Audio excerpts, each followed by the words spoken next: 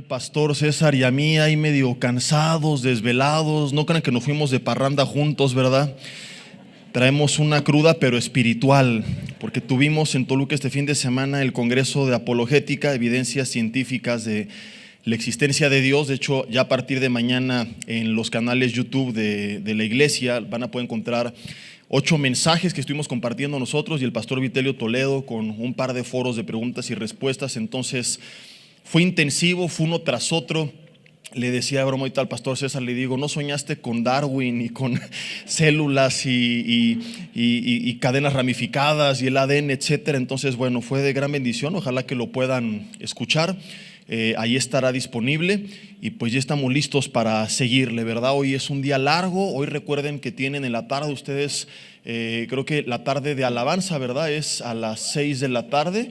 Y nosotros también en Toluca, así que cada quien por su cuenta, diferentes sedes, pero un mismo sentir, una misma iglesia, seguir conectados con el Señor. Y qué alegría. Vamos a orar. Dios, te damos gracias en esta mañana porque estamos con bien, porque tú nos permites estar reunidos. Dile ahí en tu lugar, habla a mi vida, Señor, y quita todo estorbo del medio. No permitas que nada se interponga entre tu palabra y nosotros, que sea únicamente tu presencia, Espíritu Santo de Dios, hablándonos. Y todo aquello que puede estarnos distrayendo, oprimiendo, todo aquel malestar físico, cansancio, sueño, apatía, inclusive opresión o prejuicios acerca de tu palabra, que sean quitados del medio y podamos recibir con total libertad esta enseñanza, que sea sembrada como una semilla en tierra fértil y produzca fruto. Te lo pedimos en el nombre de Jesús y te damos gracias. Amén. Y bueno, estaré compartiendo el día de hoy 2 mensajes distintos con ustedes, por si quieren aventarse domingo de 2 por 1, ¿verdad? Si te avientas luego series seguidas en Netflix, ¿por qué no también aventarte mensajes seguidos de la palabra de Dios? Y están un poco relacionados, aunque son totalmente distintos, y tienen que ver con lo siguiente. Quiero introducir prácticamente ambos mensajes con esto, que es algo que traigo mucho en mi corazón y es de lo que he estado compartiendo yo semana a semana los domingos en la iglesia que pastoreamos en Toluca. He compartido ahí una serie que la titulé Dunamis, una iglesia con poder, y básicamente tiene la intención de hacernos recordar quién es la iglesia y para qué fue establecida la iglesia, porque se nos ha olvidado, y más después de la pandemia. Para mucha gente ser cristiano es escuchar prédicas en Facebook. Saludos a los que nos siguen a través de las redes sociales. Y no estoy diciendo que está mal, es una herramienta, pero no podemos limitar a eso nuestra relación con Dios. Tenemos que recordar que somos el cuerpo de Cristo, sus manos, sus pies, sus ojos, sus labios, su boca.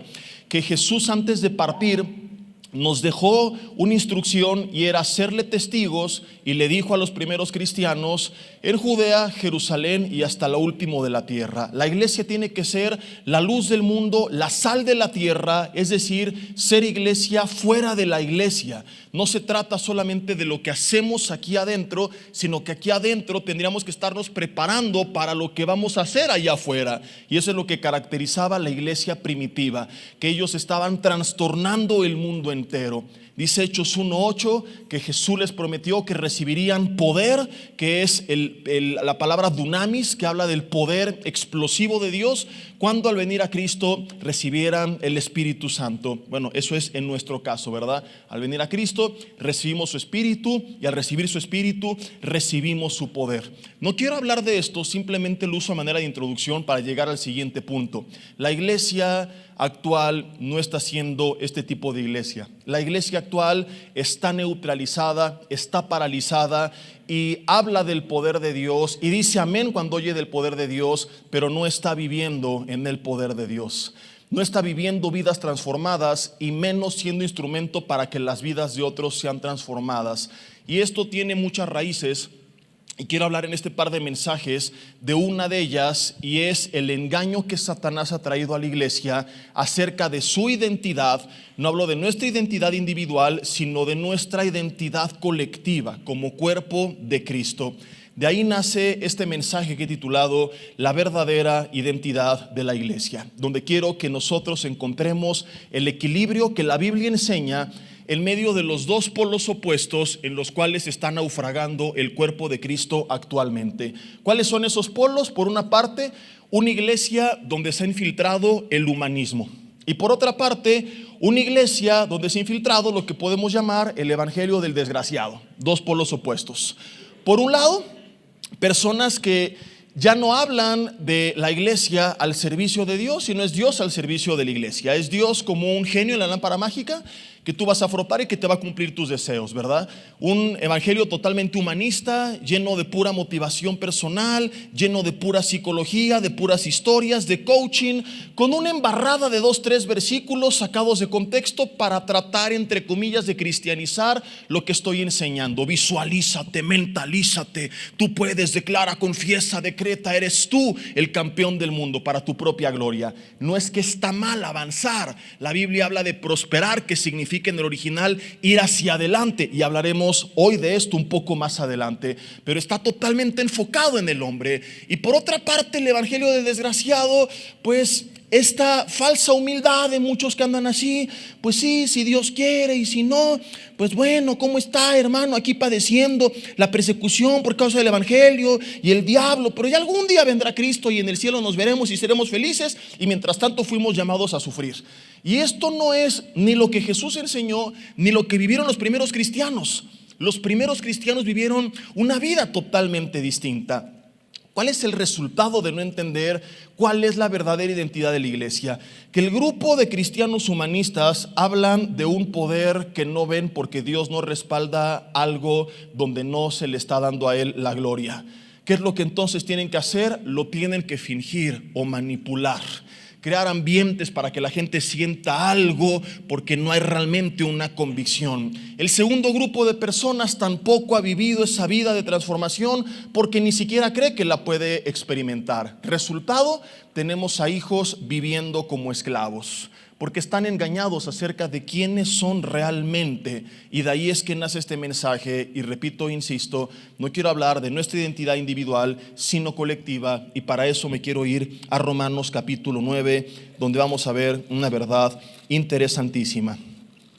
¿Cuántos de ustedes están conscientes de cómo Dios ha manifestado su poder a través del pueblo de Israel? Preservándolos, regresándolos a su tierra, guardándolos en medio de tantas persecuciones, bendiciéndolos donde quiera que ellos van.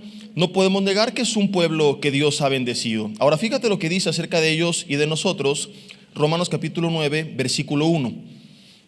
Verdad digo en Cristo, no miento, y mi conciencia me da testimonio en el Espíritu Santo, que tengo una gran tristeza, dice Pablo, y continuo dolor en mi corazón. Porque desearía yo mismo ser anatema, separado de Cristo por amor de mis hermanos, los que son mis parientes según la carne.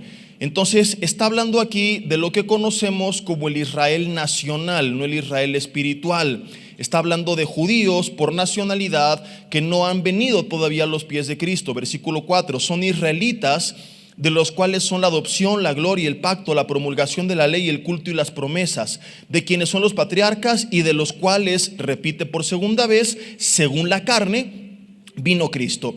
Versículo 6, me brinco, dice, no que la palabra de Dios haya fallado, dice, porque no todos los que descienden de Israel son israelitas. Y aquí se hace una separación entre lo que conocemos teológicamente como el Israel nacional y el Israel espiritual. Ni por ser descendientes de Abraham son todos hijos, sino que en Isaac te será llamada descendencia. Esto es, versículo 8, no los que son hijos según la carne son los hijos de Dios, sino que los que son hijos según la promesa son contados como descendientes. Me brinco al versículo 24, donde aclara un poco más todo este tema que está introduciendo. Dice, a los cuales también ha llamado, esto es, a nosotros, no solo de los judíos, sino también de los gentiles. Como también en Oseas dice, llamaré pueblo mío al que no era mi pueblo, y a la no amada y amada. Y en el lugar donde se les dijo, ustedes no son mi pueblo, ahí serán llamados hijos del Dios viviente. También Isaías clama, versículo 27, tocante a Israel, si fuera el número de los hijos de Israel como la arena del mar, tan solo el remanente será salvo, porque el Señor ejecutará su sentencia sobre la tierra en justicia y con prontitud. Y como antes dijo Isaías, si el Señor de los ejércitos no nos hubiera dejado descendencia, como Sodoma y Gomorra habríamos venido a ser. Versículo 30, y termino con estos tres. ¿Qué pues diremos? Que los gentiles que no iban tras la justicia han alcanzado la justicia, es decir, la justicia que es por la fe. Mas Israel, que sí iba tras una ley de justicia, no la alcanzó, porque iban tras ella no por fe, sino como por obras de la ley, pues tropezaron en la piedra de tropiezo, como está escrito: he aquí pongo en Sión piedra de tropiezo y roca de caída, y el que creyere en él, ¿cuántos creen en él? La promesa es: no será avergonzado.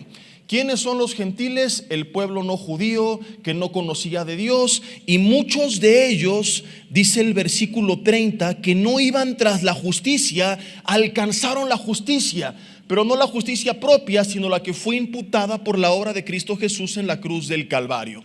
Ahora, después de estos versículos, ¿qué tiene que ver con el tema y por qué le estamos leyendo todo esto? Vamos a ver dos verdades interesantísimas. La primera de ellas, muy breve: no todo el Israel nacional es el Israel espiritual.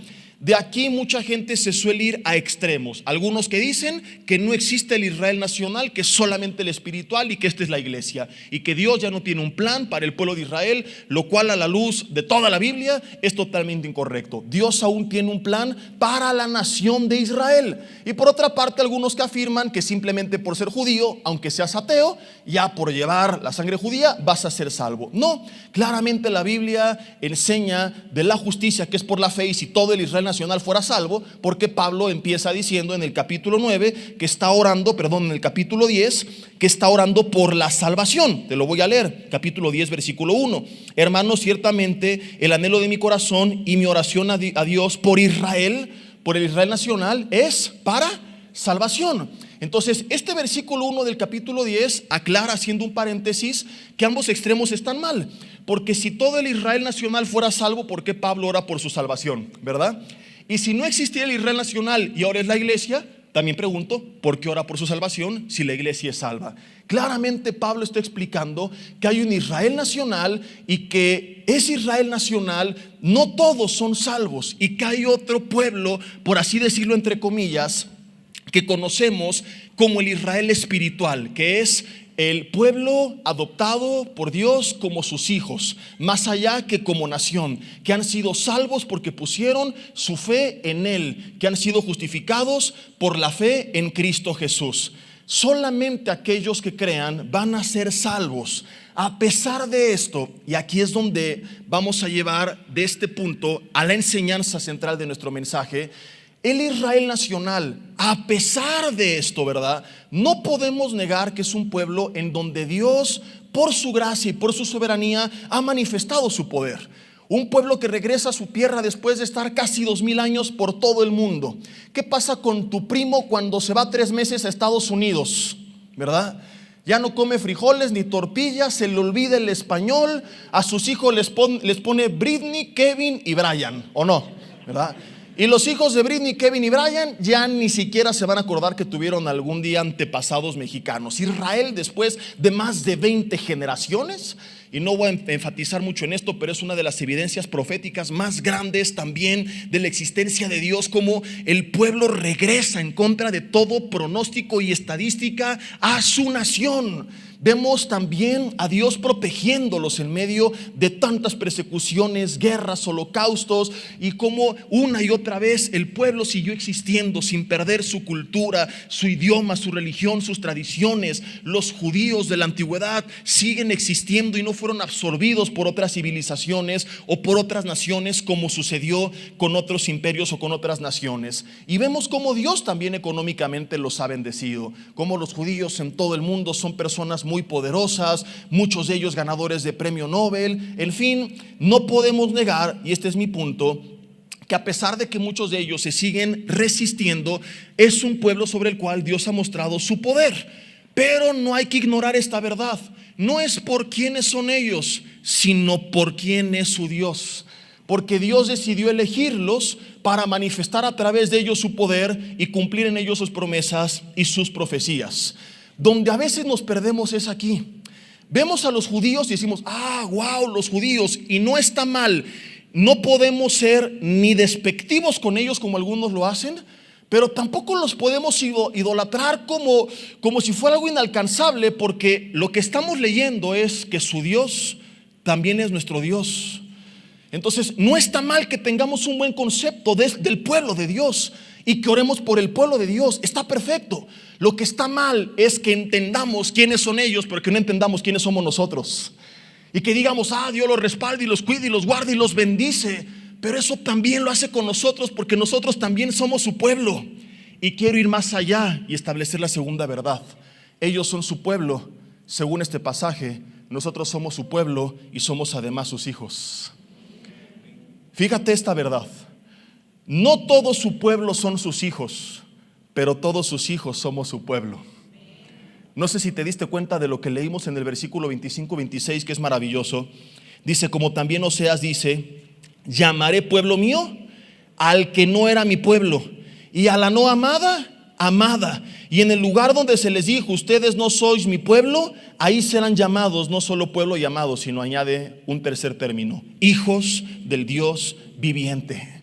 Somos su pueblo, somos amados y somos sus hijos. Porque podríamos ser su pueblo sin que nos amara. Podría amarnos sin habernos adoptado como sus hijos. Como tantas veces lo he mencionado cuando hablamos de la salvación, pudo simplemente librarnos de la condenación eterna, pero además nos añade la vida eterna, y nos las añade no como esclavos, sino como hijos herederos y coherederos. Y de pilón en esta vida nos da su bendición, su presencia, su espíritu, una identidad, dones, talentos, un propósito, un paquete enorme que la iglesia tiene que estar consciente. Porque la iglesia no es nada más, ya soy salvo de irme al infierno y aquí estoy esperando, sufriendo hasta que Cristo venga. No, ¿por qué seguimos aquí? ¿Cuál es el plan que Dios tiene con nosotros? Y no lo vamos a cumplir si no nos quitamos la venda de los ojos y nos damos cuenta de quiénes somos realmente. Somos el pueblo de Dios, amado por Dios, adoptado por Dios.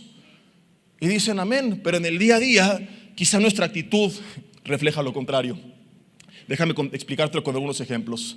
Primero, imagínate que sale el presidente en turno. Yo sé que aquí hay personas a favor y en contra del presidente. Entonces, imagínate que está tu presidente favorito de cualquiera de los gobiernos pasados. Está bien difícil elegir, pero con un poco de idolatría puede que logres ahí al menos acercarte, ¿verdad? Y que ahí está, o algún candidato que antes de que gobernara, tú te enamoraste, por así decirlo, entre comillas, de él. Ya después te rompió el corazón, ¿verdad? Pero que tú decías, este es el bueno. Y que gobernando hubiera resultado ser lo que tú esperabas. Y un día sale a darle grito al balcón presidencial y tú estás ahí abajo, entre el pueblo. Y te identificas con él. No estás ahí porque te dieron una torta y un refresco, sino que tú realmente dices, yo amo a este señor, ¿verdad? Y toma la bandera y dice, mexicanos y mexicanas. Y solamente esta declaración hace que el pueblo diga, y que les dijera, ustedes son mi pueblo. No sé, hasta se te pone la piel chinita, y eso que no hay con quién realmente identificarse, ¿verdad? Pero en este ejemplo utópico dices, estaría padre. Y que además dijera, ustedes son mi pueblo y los amo. ¿Qué haría ese pueblo allá abajo? Algún día Peña Nieto lo intentó hacer, ¿te acuerdas? Quiso hacer un corazón, pero le salió más como un puerco apachurrado ahí, o algo por el estilo. Te puede decir que eres su pueblo, te puede decir que te ama, pero hay una gran realidad. Tú estás abajo y él está arriba. Y a su lado solamente están sus hijos. Y eso nadie lo va a cambiar. Y nunca va a procurar para ti lo que procura para sus hijos. Porque hay una distinción entre el pueblo, aunque lo ame, a los hijos que tiene al lado suyo. El gobernante de todo el universo sale de su balcón, voltea hacia la tierra y nos dice, son mi pueblo, los amo. Y vénganse para acá, al lado mío, porque también son mis hijos. Ese es el lugar que tiene la iglesia. No allá abajo, perdida, separada, sino al lado de Dios, con la confianza de entrar al trono de la gracia, donde podemos hallar el oportuno socorro. Ya no es una iglesia extraña, no es un pueblo separado, no es un pueblo lejano, no es un pueblo condenado, es un pueblo salvo, amado, justificado, rescatado, amado por Dios y adoptado por Dios como sus hijos. Y cuando tú y yo entendemos esto, tiene que transformar nuestras vidas. Romanos 8, quiero seguir explicando, pero antes quiero leerte esto, versículo 14. Porque todos los que son guiados por el Espíritu de Dios, estos son los hijos de Dios.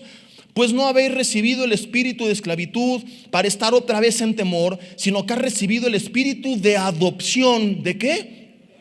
Por el cual clamamos, Abba, Padre. Y el Espíritu mismo da testimonio al nuestro de que somos sus hijos. Y si hijos, herederos. ¿Herederos de quién? De Dios. Y coherederos con Cristo, si es que padecemos juntamente con Él, para que juntamente con Él seamos glorificados. Ahora, esto nos va a llevar a dos cosas increíbles. Una hacia nuestra actitud al presente, pero también mirando hacia el futuro. Fíjate nada más. Versículo 18, pues tengo por cierto que las aflicciones del tiempo presente no son comparables, número uno, primera verdad, con la gloria venidera que en nosotros ha de manifestarse. Si en verdad crees que eres heredero y coheredero de la vida eterna, lo que Pablo está diciendo, parafraseándolo, es: ¿y entonces por qué chillas? Porque una cosa es aplaudir, sí, amén, aleluya, gloria a Dios, y yo me la podría seguir por aquí el mensaje. Si mi intención fuera mover, y como a veces se hace, hasta manipular emociones, aquí me la podría seguir con un montón de verdades, etcétera, etcétera. Pero eso no cambiaría nada. Tenemos que entender cuál es la esencia, la verdad por la cual se están estableciendo estos principios. Y Pablo está diciendo, hey, somos herederos y coherederos. E inmediatamente dice, las aflicciones del tiempo presente no son comparables con la gloria venidera que en nosotros ha de manifestarse. Él está queriéndole hacer ver a la iglesia que nuestra vida aquí en la tierra no es todo lo que tenemos, que hay una eternidad más allá de la cual somos herederos y partícipes. Y cuando tú lo crees, entonces puedes estar en paz. Y no estoy diciendo que te vayas al extremo otra vez del evangelio del desgraciado, a sufrir y ya Cristo vendrá, sino al contrario, disfrutas de esta vida porque sabes que Dios está contigo, caminas con confianza porque sabes que Él es tu Padre, pero al mismo tiempo cuando hay adversidad estás en paz porque sabes que esto no es todo, que es apenas el principio de todo lo que viene. Y mientras ese día llega, no vas a andar ni lleno de humanismo como el primer grupo, apartado de Dios, ni tampoco lleno de menosprecio como el segundo grupo, sino confiado en Dios, en que Dios te va a usar, bendecir, levantar, que va a mostrar su poder en tu vida, pero no para tu gloria, sino para la suya. Tiene que cambiar la actitud, mis hermanos, lo primero que quiero que entendamos, con la que enfrentamos esta vida, los problemas, los retos, las adversidades. Tiene que ser una iglesia que levante la mirada. Ejemplo, ¿cómo andan caminando por la calle hijos de personas poderosas? Y no estoy diciendo que tienes que andar como ellos, altivo, presumido, engreído, pero hay cierta confianza en ellos porque les conocemos como hijos de papi, ¿verdad? Y a veces nosotros nos hacemos menos. Ahí está el hijo del gobernador, ahí está el presidente municipal. No aguas con él porque tiene palancas, es amigo del diputado. Y empezamos a hacernos menos cuando nosotros somos hijos y amigos, no del diputado, gobernador o presidente, sino del rey. Y no del de España, sino del de todo el universo, del Rey de Reyes y de Señor de Señores. Somos sus hijos y somos sus herederos. Y no es para que andemos altivos, presumidos, engreídos, pero sí tendríamos que tener mayor confianza cuando enfrentamos la adversidad de este mundo, cuando tenemos retos, cuando hay una nueva lucha, cuando hay una promesa que estamos buscando de parte de Dios. No podemos seguir siendo una iglesia timorata, desconfiada, miedosa. ¿Y qué va a pasar? ¿Y si no sale? ¿Y ahora quién va a gobernar? ¿Y si viene otro temblor? ¿Y si hay otra pandemia? ¿Y si viene una guerra? No. Tenemos que aprender a descansar en quienes somos, el pueblo amado y adoptado por Dios. Y al igual que esta gente se siente segura por los contactos que tiene, tú y yo tendríamos que estar mucho más seguros por quienes somos en Cristo. Y lo segundo que esto nos lleva a entender, fíjate, versículo 20, el 19, perdón. Porque el anhelo ardiente de la creación es aguardar la manifestación ¿de quién? De los hijos de Dios. Cuando yo entiendo quién soy, no solo camino con seguridad, con paz, con confianza, sino que al mismo tiempo me tengo que poner en mi papel. Dicho de otra forma, la iglesia, para ser la iglesia, tiene que entender quién es la iglesia. Algunos Se me quedan viendo así con cara de, a ver, sácate el churro, brother. Y, ¿en la iglesia qué? Para que la iglesia cumpla con el papel de iglesia, tiene que entender quién es la iglesia. La creación está esperando la manifestación, dice, de los hijos de Dios. Es la creación, Pablo describiéndola desde sus tiempos, esperando, preguntándose cuándo la iglesia va a despertar, cuándo la iglesia, esto es lo que significa manifestar, cuándo la iglesia se va a revelar. Y mientras la iglesia no entienda quién es el cuerpo de Cristo, los hijos de Dios, el pueblo de Dios, seguirá sin manifestarse, seguirá apagada. Entonces el enemigo astutamente, a través de un engaño, tiene a la iglesia así apagada. Viene el domingo, se encierra, aquí adentro, amén, aleluya, gloria a Dios, pero afuera llenos de miedo, y no alumbramos a nadie, ni le echamos sal a nadie, hablando figuradamente, no se trata de andar echando la sal en términos de brujería, sino de ser la sal del mundo que tendríamos que ser. Y la iglesia tiene que entender quiénes somos y despertar, y la creación lo está esperando. ¿Cuándo la iglesia va a despertar? ¿Cuándo habrá un verdadero avivamiento? Que no es cuando en una reunión la gente se cae al piso o empieza a llorar. Y con todo respeto a lo que pasó en Asbury, que está de moda, fue precioso, ¿verdad? Que el Señor se manifieste en una reunión, creemos que es de Dios, pero eso no es un avivamiento. El avivamiento es cuando la iglesia salga de la iglesia y contagie al mundo de Cristo. Y eso es lo que la creación está esperando.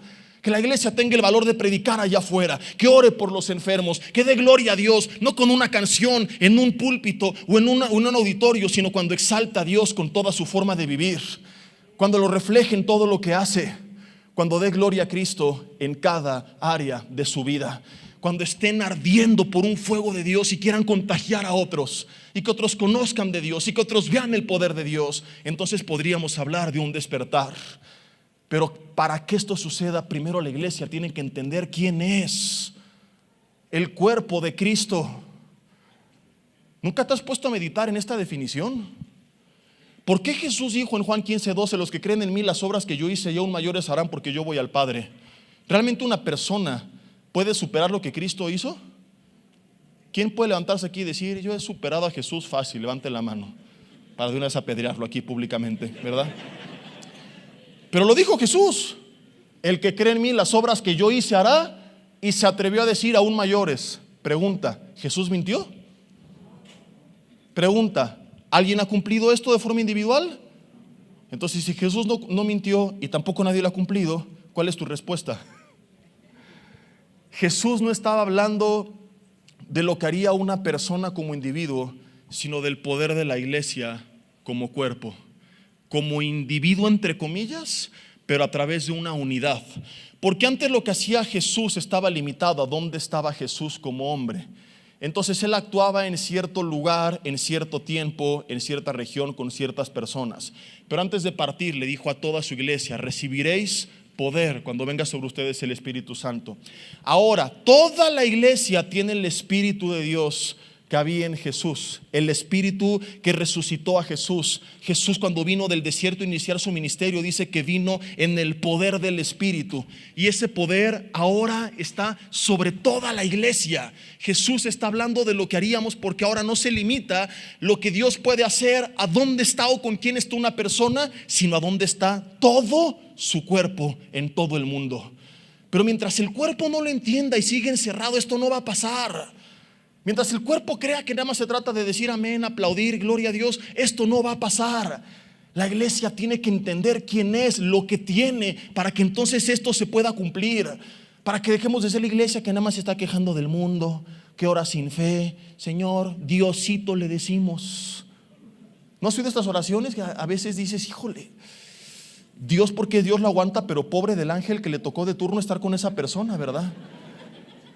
Señor, en el nombre de Diosito. Y dices, oye, perdón, con todo respeto, ¿no es la estatua que adorabas en tus viejos tiempos? ¿No es Diosito? Es el Dios todopoderoso, es el creador del universo, es el omnipotente. No le vuelvas a decir Diosito.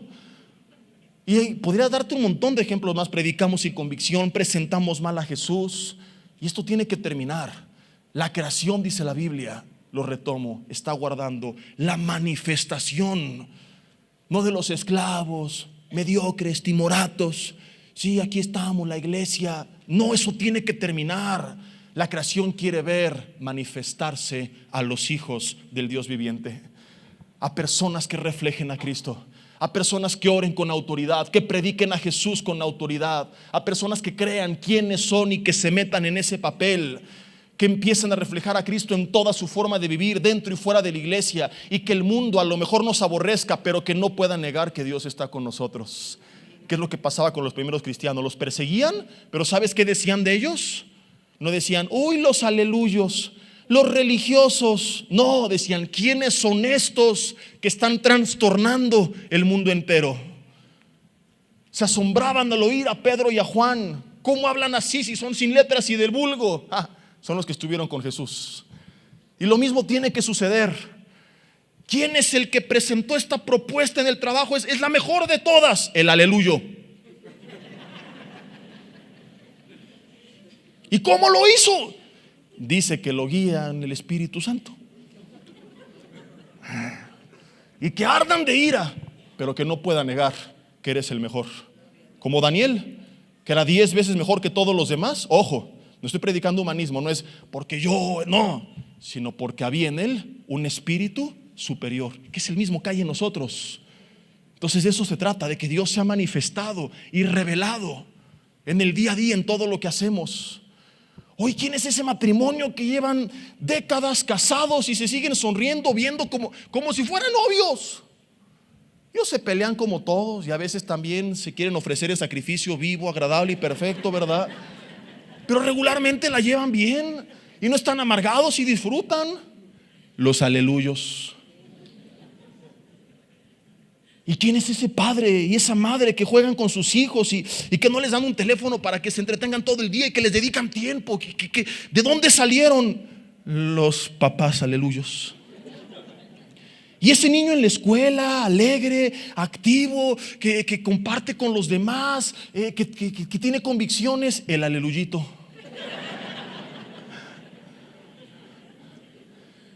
Que digan lo que quieran, pero que no pueda negar que Dios está con nosotros. Y sabes que es justamente lo que predicó Pedro cuando habló del versículo base para defender nuestra fe, de donde nosotros siempre enseñamos apologética. Habla que nuestra apologética más grande es nuestra vida. Fíjate qué increíble. Primera de Pedro 3, versículo 15 dice: sino santificad al Señor en vuestros corazones y estén siempre preparados para presentar defensa con mansedumbre y reverencia ante todo aquel que nos demande razón de la esperanza que hay en nosotros. Sí me tengo que preparar, pero de nada sirve que sepa todo si no lo vivo. Versículo 16: teniendo buena conciencia, para que en lo que murmuran de vosotros como de malhechores sean avergonzados los que calumnian vuestra buena conducta en Cristo. O sea, que digan lo que quieran, pero que tus hechos los avergüencen. Que no te preocupes por lo que digan, preocúpate por si es cierto. Fíjate, teniendo buena conciencia. Y aclaro, no se trata de que esto suceda para irnos al primer extremo del humanismo, para que nos vean. No se trata de enaltecer nuestro orgullo y nuestro ego y nuestra soberbia. Que vean quién soy yo. No, que vean quién es el que está con nosotros. De eso se trata. Alguien que lo entendió perfectamente, y quiero en los minutos que me quedan utilizarlo como ejemplo, fue David antes de ser rey.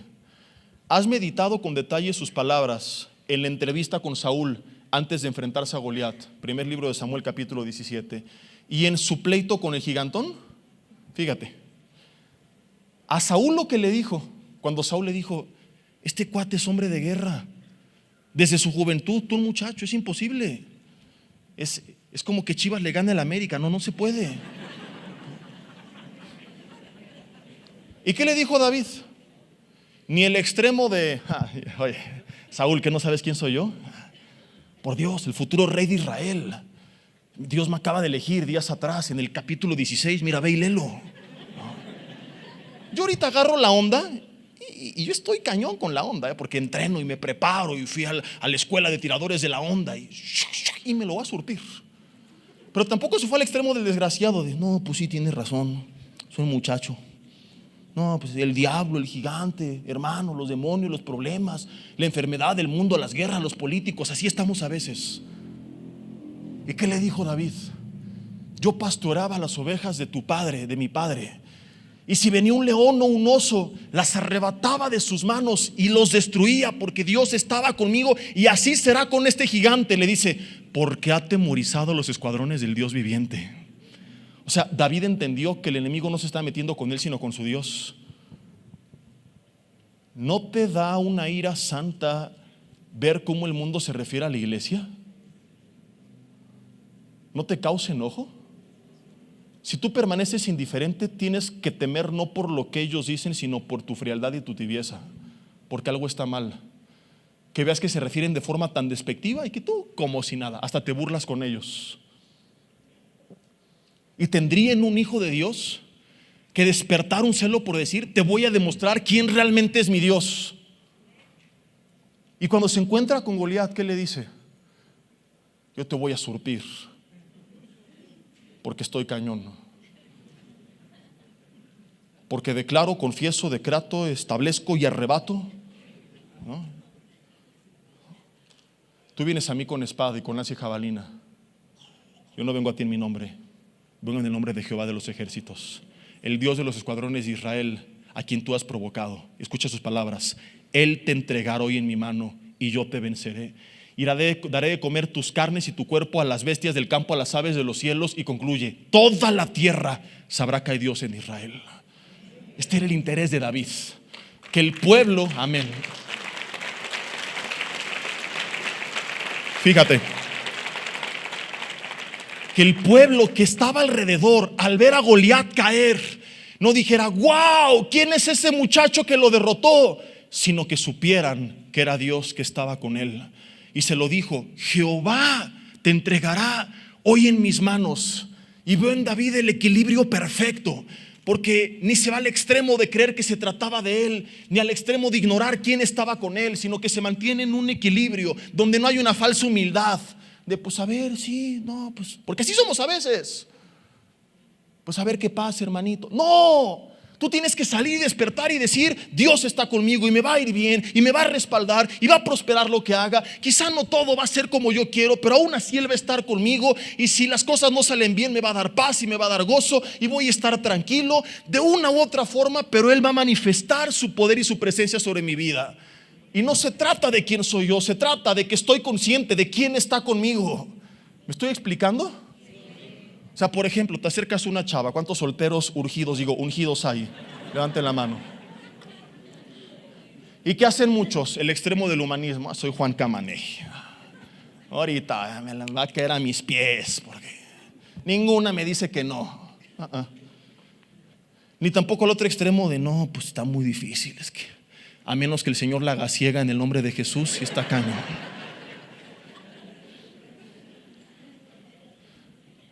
Sino de entender, aplicando esto al día a día, soy hijo de Dios, Él está conmigo, tiene un plan para mi vida. En ese plan y voluntad que es buena, agradable y perfecta, está incluida la persona que Él tiene para mí, porque Él dijo que no es bueno que el hombre esté solo. Me voy a acercar, no pierdo nada, con confianza, con seguridad, con autoridad, no así de que porque así pasa a veces. Hermanos, saluden al de al lado y está la chava que te gusta y como si fuera el anticristo. Entonces te acercas confiado, y si me dice que no, no pasa nada.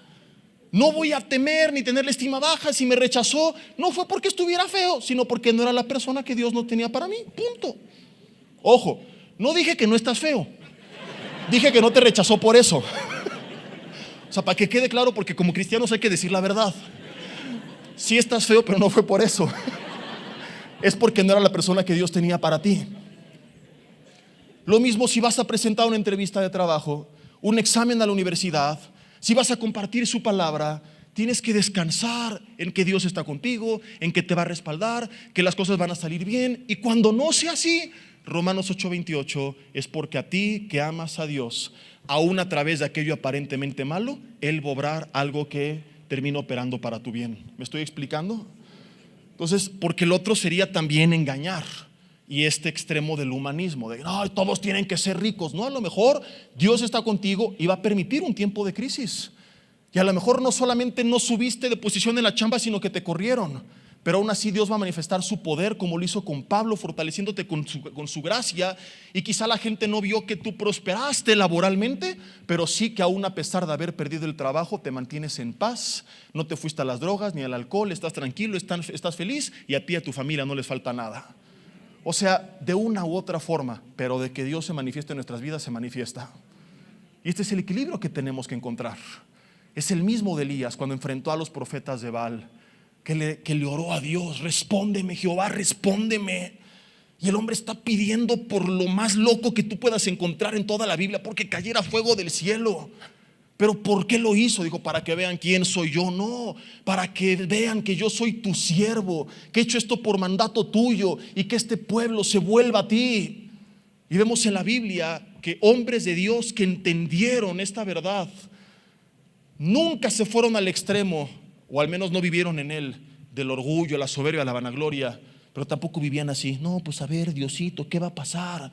Sino que caminaban y enfrentaban los retos, problemas, enemigos, adversidades, confiados en que Dios estaba con ellos y buscando ante todo que a través de esa victoria Dios fuera manifestado y glorificado. Y esto tiene que entender y volver a vivir la iglesia. Volver a salir y decirle como Elías: respóndeme, Señor, bendíceme, respáldame, que las cosas salgan bien, y si no salen bien, Señor, que me llenes de tu espíritu y del fruto de tu espíritu, y que la gente vea que aún en tiempos de enfermedad, que aún si no me sanaste, estoy en paz, que aún si no hubo este trabajo, estoy en paz, que aún si mi hijo se fue de la casa, estoy en paz. Que vean tu mano, ya sea en lo visible, en lo tangible, en lo que hago en el día a día, o que lo ven en mi actitud, pero que no pueda negar que tú estás conmigo, Señor. Y es lo que la creación está esperando, cuando la iglesia va a entender quién es la iglesia, que los hijos se manifiesten. Que así como sale esta gente presumida y no sabes quién es mi papi, que sin esa presunción, pero que al mundo le diga a la iglesia: nosotros somos los hijos del Dios viviente. Que entendamos, mis hermanos, que somos no un órgano, un organismo. ¿Y qué tipo de organismo? No somos una planta, un nopal, no somos una bacteria, somos un cuerpo, el cuerpo de Cristo. ¿Entiende lo que esto significa? Porque es maravilloso. El cuerpo de Jesús, sus manos, sus pies, sus labios. De esa forma se cumple: el que cree en mí, las obras que yo hice, y aún mayores hará, porque yo voy al Padre. Porque ahora esta unidad, la iglesia como cuerpo, cuando sale de sus paredes, por todas partes hace la obra de Jesús, en conjunto hace más de lo que Jesús hizo.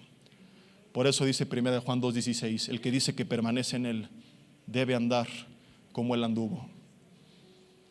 Refleja a Cristo allá afuera. Pídele a Dios cada día, desde que te levantes: este es el día que hizo el Señor, me gozaré, me alegraré en él. Que te respalden lo que tú haces, pero que también tú seas como un instrumento para que su reino sea ensanchado en el corazón de las personas. Pon gente a la cual yo le pueda predicar, Señor. Pon personas a las que le dé testimonio. Ves un enfermo, ora por él. Lo peor que puede pasar es que no sane, que se muera. No pasa nada. Ha sucedido, pero inténtalo. Ves un matrimonio con necesidad, acércate, ofréceles ayuda. Regala Biblias, folletos, libros, invítalos a las reuniones. Sé la luz del mundo, la sal de la tierra. No lo hagas con miedo de que, y si me rechazan y me dicen el aleluya y se burlan, lo que se están perdiendo son ellos, no tú. Estuve con confianza. Es como que, imagínate, fueras el embajador. Supón que hay un reino sobre toda la tierra, que de repente hubo una unión de gobiernos y hay un máximo gobernante, y es el rey de todo el planeta, y te manda como embajador a invitar personas a una cena especial que él está haciendo. Y vas con las invitaciones. ¿Te sentirías avergonzado de representar a semejante rey? Irías: ay no, qué pena, los voy a invitar a esa cena donde va a haber pavo y langosta y los mejores vinos y los mejores postres, y en ese palacio espléndido. ¿Qué van a decir? ¿Qué van a pensar? No, al contrario, te sentirías orgulloso, te pararías el cuello y dirías: le quiero decir a todos que vean a quién estoy representando, en nombre de quién vengo. Y si alguien te rechaza, ¿te sentirías mal? Sonreirías y dirías: de lo que se perdió. Y seguirías confiadamente invitando a otros. ¿Sabes qué dice la Biblia? Que la iglesia también es embajadora en nombre de Cristo, representantes del reino de los cielos aquí en la tierra. Y según una ilustración de Jesús, estamos invitando a esos convidados a la boda, a las bodas del Cordero. No estás invitando a una persona a la cena del Rey sobre la tierra, estás invitándolos a las bodas con el Creador del universo, en el reino celestial, por los siglos de los siglos.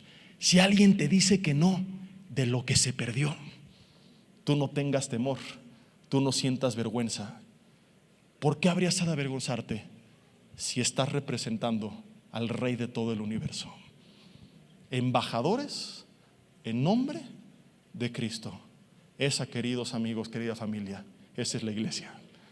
Sus embajadores, su cuerpo, sus hijos, amados y adoptados. Somos su pueblo, somos su iglesia, somos sus hijos, somos amados. Vívelo de todas las formas que lo tengas que vivir. Dile ahí en tu lugar con ojos cerrados: Señor, perdóname si al no entender esto he vivido sin paz, con estrés, con ansiedad, con menosprecio, con la estima hasta abajo, sintiéndome menos que los demás, con desconfianza. Perdóname si me fui al otro extremo, al del orgullo, la arrogancia, la soberbia, ser despectivo. Ayúdame a encontrar el equilibrio, a ser como David, a ser como Elías, a ser como los primeros discípulos, a vivir confiadamente, descansando en que tú estás con nosotros, en que nos subiste del patio del pueblo al palacio real y nos abrazaste como tus hijos. A descansar en que nunca hemos estado desde que te conocemos solos y nunca lo estaremos. Que aunque mi padre y mi madre dejaren, como dijo David, con todo Jehová me recogeré en sus brazos. Si tú te sientes solo, sola, créeme que es solamente un engaño del enemigo. Dios está contigo. Quizá tú le diste la espalda, Él nunca te la ha dado. Hoy vuelve a Él y dile: Señor, quiero despertar, quiero ser esa iglesia que se manifiesta, ese hijo que revela quién es y quién está con Él. No solamente se trata de entender esto para nuestros asuntos del día a día, porque la agenda no es personal sino celestial. Y detrás de todo esto, el trasfondo, el meollo del asunto es que a través de todo esto, Señor, tú seas glorificado. Dile: Dios, úsame como un instrumento para que la gente te conozca,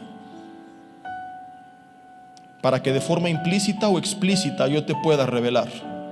De forma implícita con mi actitud, mis hechos, mis acciones, mis palabras, mi conducta.